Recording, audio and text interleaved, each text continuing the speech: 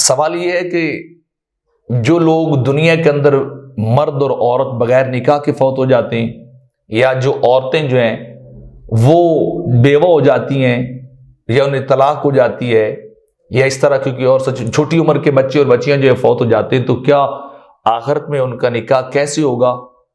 وہ ان کا نکاح ہوگا یا نہیں ہوگا؟ یا عورتیں جو ہیں وہ طلاق یافتہ ہوتی ہیں اور پھر وہ اپنی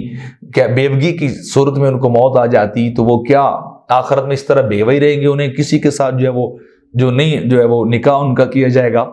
تو اس کا جواب حضرت ام سلمہ رضی اللہ تعالی عنہا نے آ کر صلی اللہ علیہ وسلم سے ایک بار سوال کیا، ایک طویل حدیث کا میں مختصر سا حصہ جو بیان کر رہا ہوں کہ حضور دنیا کی عورت افضل ہے یا حور عین؟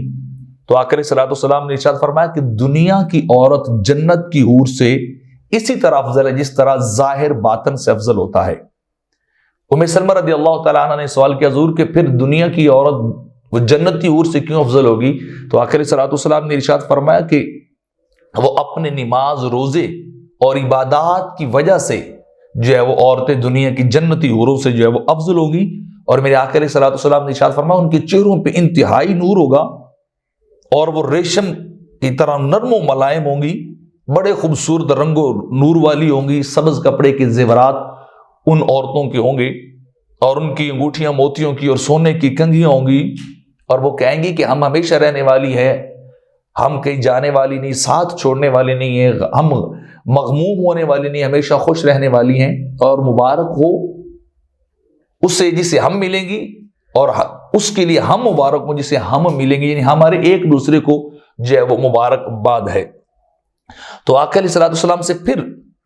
حضرت ام سلمہ رضی اللہ تعالیٰ نے پوچھا کہ حضور اتنا بتائیے کہ جب ہم میں سے کوئی ایک عورت جو ہے وہ نکاح کرتی ہے، وہ 2 کرتی ہے، وہ 3 کرتی ہے، وہ 4 کرتی ہے، اور بعض اوقات وہ یعنی طلاق ہو جاتی ہے اور بغیر نکاح کی جو ہے فوت ہو جاتی ہے، تو حضور وہ کہاں ہوں گی؟ تو آقا علیہ الصلوۃ والسلام نے ارشاد فرمایا کہ عورت کو آخر میں جا کے اختیار دیا جائے گا کہ اس کے جس میاں کا اخلاق اچھا ہوگا، جس کے ساتھ وہ رہنا چاہے گی، رب کائنات اس عورت کو اس میاں کے ساتھ جو ہے وہ بھیج دے گا۔ ایک صورت۔